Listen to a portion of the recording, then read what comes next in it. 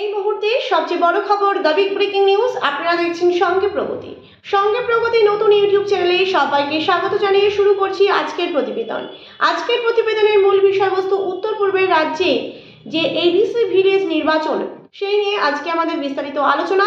তার আগে দর্শক বন্ধুদের জানিয়ে রাখি, চ্যানেলে নতুন দর্শক হয়ে থাকলে অবশ্যই চ্যানেলটিকে সাবস্ক্রাইব করে পাশে থাকার অনুরোধ রইল। ভিডিওটি ভালো লেগে থাকলে অবশ্যই লাইক করুন, শেয়ার করুন, আপনাদের মতামত অবশ্যই কমেন্ট বক্সে কমেন্ট করে জানান।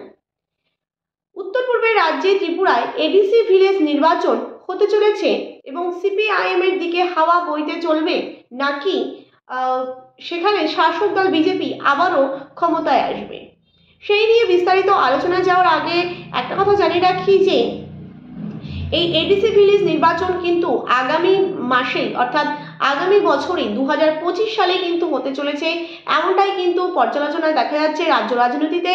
এবং দেখা যাচ্ছে যে এই যে উত্তর পূর্বের রাজ্যে ত্রিপুরায়, এখানে কিন্তু যদি বাম এবং কংগ্রেস একসাথে জোট করে যদি লড়াই করে, তাহলে কিন্তু শাসক দলের জয় অনেকটাই কঠিন হয়ে যেতে পারে। অর্থাৎ এখানে কিন্তু যদি বাম এবং কংগ্রেস একসাথে জোট করে এগিয়ে আসে, তাহলে বিজেপি জোট টক্কর হাড্ডাহাড্ডি রাজনৈতিক লড়াইয়ের ময়দানে শাসক দলকে হারিয়ে বাম কংগ্রেস জোট বিপুল ভোটে জয়যুক্ত হতে পারে, এমনটাই কিন্তু দর্শক বন্ধু জেনে রাখি। এবং দেখা যাচ্ছে যে মোট আসন সংখ্যা, এই যে এডিসি ভিলেজ নির্বাচনের মোট আসন সংখ্যা 28টি। বাম এবং কংগ্রেস যদি একসাথে লড়াই করে, এই 28টির মধ্যে কিন্তু 16টি আসনে আসন পেয়ে বিপুল ভোটে জয়যুক্ত হতে পারে, এমনটাই কিন্তু ধারণা। রাজ্য রাজনৈতিক মহলে এই নিয়ে কিন্তু জল্পনা কল্পনা তুঙ্গে। তবে দেখা যাচ্ছে যে 16টি আসনে কিন্তু জিততে পারে বাম কংগ্রেস জোট।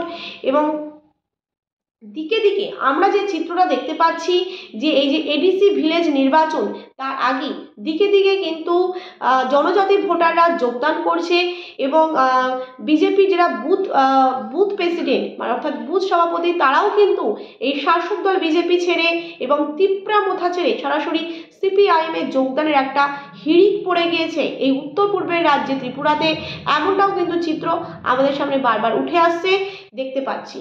এবং পাহাড়ের এলাকার জনজাতি ভোটাররা যেভাবে যোগদান করছে সিপিআইএমে যেভাবে যোগদানের একটা চিত্র বারবার দেখতে পাওয়া যাচ্ছে, সেক্ষেত্রে বলা যেতে পারে যে আগামী দিনে যে এডিসি ভিলেজ নির্বাচন, সেখানে কিন্তু শাসকের বিরুদ্ধে জোর টক্কর হাড্ডাহাড্ডি রাজনৈতিক লড়াই দিতে একেবারে তীব্র প্রচেষ্টায় কিন্তু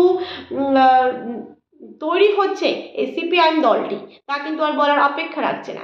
এবং শীত গ্রীষ্ম বর্ষা বামপন্থীরা যে মানুষের ভরসা এই উত্তর পূর্বের রাজ্যে, তা কিন্তু আর বলার অপেক্ষা রাখে না। বন্যা পরিস্থিতি মোকাবিলা থেকে শুরু করে একাধিক প্রাকৃতিক দুর্যোগ এবং যখনই মানুষ সংকটে পড়ছে, সেখানে কিন্তু সবার আগে পৌঁছে যাচ্ছে এই সিপিআইএম দলটি অর্থাৎ লাল ঝান্ডা। এবং লাল ঝান্ডার কিন্তু শক্তি বৃদ্ধি করতে আগামী দিনে এই এডিসি ভিলেজ নির্বাচনের দিকে কিন্তু তাকিয়ে রয়েছে বামপন্থীরা। কি হয় ফলাফল, তবুও দেখা যাচ্ছে যে যদি আমরা জনমত সমীক্ষার পর্যালোচনা করি, তাহলে দেখা যাচ্ছে এই 28টি আসনের মধ্যে বাম কংগ্রেস জোট কিন্তু 16টি আসনে এগিয়ে থাকছে সম্ভবত, এমনটাই দর্শক বন্ধু জেনে রাখি। প্রিয় দর্শক বন্ধু, এই ছিল আমাদের আজকের প্রতিবেদন। ভিডিওটি ভালো লেগে থাকলে অবশ্যই লাইক করুন, শেয়ার করুন, আপনাদের মতামত অবশ্যই কমেন্ট বক্সে কমেন্ট করে জানান। নতুন দর্শক হয়ে থাকলে অবশ্যই চ্যানেলটিকে সাবস্ক্রাইব করে পাশে থাকার অনুরোধ রইল। ধন্যবাদ সকলকে।